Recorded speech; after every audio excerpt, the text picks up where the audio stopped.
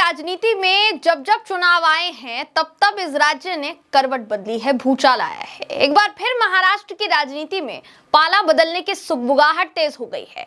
हमें पता है दोस्तों, जब पाला बदलने की बात आती है तो पहला ख्याल आता है कि महायुति के नेता महाविकास आघाड़ी में जा रहे हैं या फिर महाविकास आघाड़ी के नेता महायुति में जा रहे हैं। लेकिन ये जो ख्याल है या जो गलतफहमी है, इस बार आप वो मत पालिए, क्योंकि इस बार कुछ अलग ही दिखाई दिया है दोस्तों। वो अलग खबर ये है कि महाराष्ट्र के दिग्गज नेता छगन भुजबल अजीत पवार गुट से सीधा भाजपा के रास्ते पर चल पड़े हैं। जब ये खबर सामने आई तो ये भी पता चल गया कि भुजबल साहब मुख्यमंत्री देवेंद्र फडणवीस जी से भी मिलने पहुंच गए। लेकिन छगन भुजबल की प्रतिक्रिया ने क्या इन अफवाहों पर पूर्ण विराम लगाया है या फिर इन अफवाहों का बाजार और गर्म कर दिया है, सब कुछ बताएंगे आपको इस खबर में। आखिर तक इस वीडियो को जरूर देखिएगा। नमस्कार, मेरा नाम है जयंती झा और आप देख रहे हैं एमबी लाइव। क्या छगन भुजबल ने भारतीय जनता पार्टी का हाथ थाम लिया है या फिर थामने वाले हैं? क्या अजीत पवार से छगन भुजबल का मोह भंग हो गया है? मंत्री पद नहीं मिला तो महायुति में बगावत हो गई है क्या? ऐसे तमाम सवाल इस समय पूछे जा रहे हैं, क्योंकि बगावत की आहट ही कुछ ऐसी है दोस्तों। छगन भुजबल अजीत पवार की एनसीपी छोड़कर भाजपा में जा रहे हैं। इस खबर ने फिलहाल राजनीतिक गलियारों में तहलका मचाया हुआ है। इस खबर के पीछे की वजह ये मानी जा रही है कि छगन भुजबल को मंत्री पद नहीं मिला, जिसकी वजह से वो पहुंच गए सीधा फडणवीस जी के बंगले पर उनसे मुलाकात करने के लिए। हालांकि ये मुलाकात का नजारा पहली सुगबुगाहट नहीं थी, यानी पहली संभावना यहीं से नहीं जताई गई।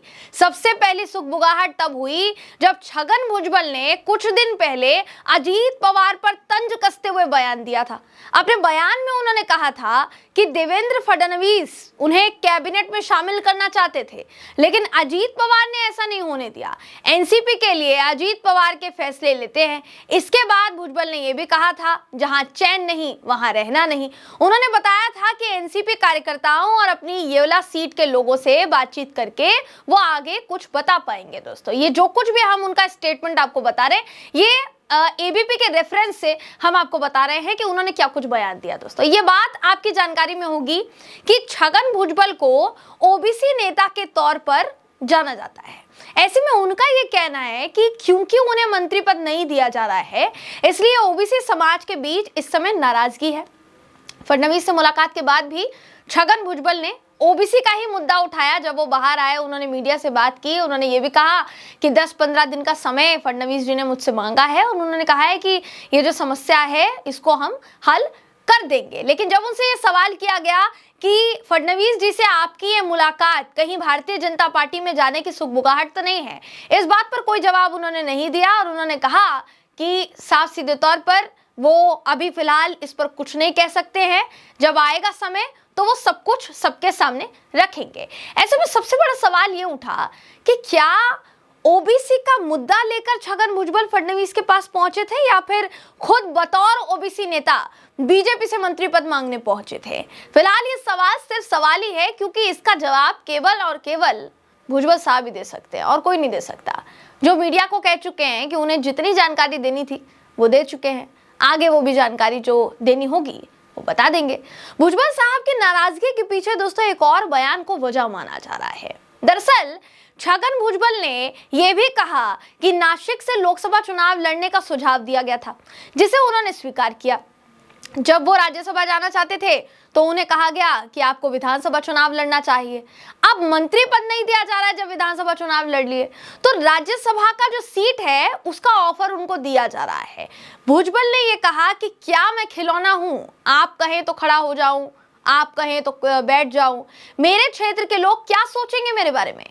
अब इस इकलौते बयान के बाद ही दोस्तों पता चल गया था कि अजीत पवार के खेमे में छगन भुजबल ने खलबली मचा दी अपनी नाराजगी से। हालांकि अब तो देखिए, इस नाराजगी और भुजबल से जुड़ी तमाम खबरों पर अजीत पवार ने भी कहीं ना कहीं फुल स्टॉप लगा दिया है, या कह लीजिए कि प्रतिक्रिया जो है दोस्तों वो सामने आ गई है, जिसमें उन्होंने कहा है कि हमारा अंदरूनी मामला है, पार्टी का अंदरूनी मामला है, जैसे भी सुलझाना होगा हम सुलझा लेंगे। यानी अजीत पवार कुछ कह रहे हैं, छगन भुजबल कुछ और कह रहे हैं। बाकी बचे देवेंद्र फडणवीस, यानी बीजेपी का बयान आना बाकी है, तो अब उसका भी इंतजार किया जा रहा है दोस्तों। तो जाहिर सी बात है देवेंद्र फडणवीस का बयान भी इस पर आता है या फिर नहीं, ये देखने वाली बात होगी। फिलहाल इस खबर में हम आपसे इजाजत चाहेंगे। आप इस खबर पर क्या सोचते हैं, आपकी इस पर क्या राय है, कमेंट करके हमें जरूर बताइएगा दोस्तों। अगली वीडियो में किसी ऐसी ही खबर के साथ आपसे फिर मुलाकात होगी, तब तक के लिए नमस्कार।